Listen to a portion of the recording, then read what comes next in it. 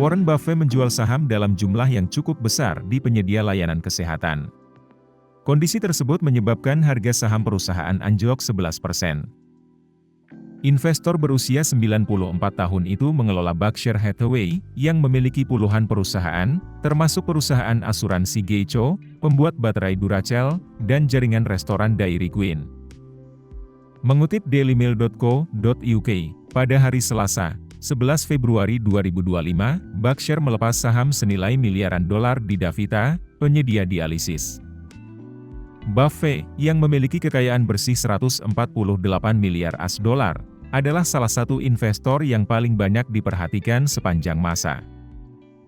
Ribuan investor mengikuti dan meniru pergerakannya, yang dapat membuat harga saham individu jatuh drastis. Saham Davita adalah korban terbaru.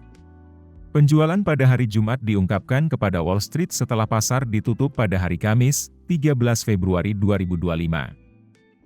Ketika Wall Street tutup pada pukul 4 sore di New York, saham Davita turun 11,1%. Ini menjadi penjualan saham terbesar dalam satu hari dalam hampir 2 tahun.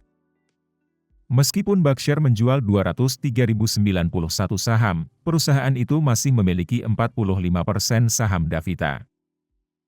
Saham tersebut, yang bernilai 6,4 miliar AS dolar, telah menjadi bagian dari portofolio Berkshire sejak 2011.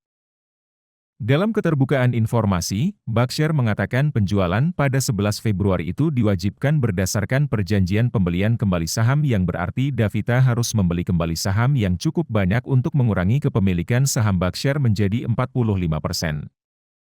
Pada bulan September, Davita menduduki peringkat ke-10 sebagai pemegang saham Berkshire terbesar. Penjualan itu terjadi saat Davita bergulat dengan serangkaian tantangan baru, termasuk meningkatnya biaya perawatan pasien dan biaya 24,2 juta AS dolar terkait penutupan pusat dialisis. Davita melampaui ekspektasi penjualan pada akhir tahun 2024. CEO Davita, Javier Rodriguez, mengatakan akhir tahun 2024 memiliki rintangan unik, termasuk penutupan pusat, penutupan terkait cuaca, dan peningkatan penyebaran flu. Sebelum Februari, Davita telah mengalami peningkatan pesat. Saham perusahaan naik 26% pada tahun lalu. Sebagai perbandingan, indeks S&P naik 22%.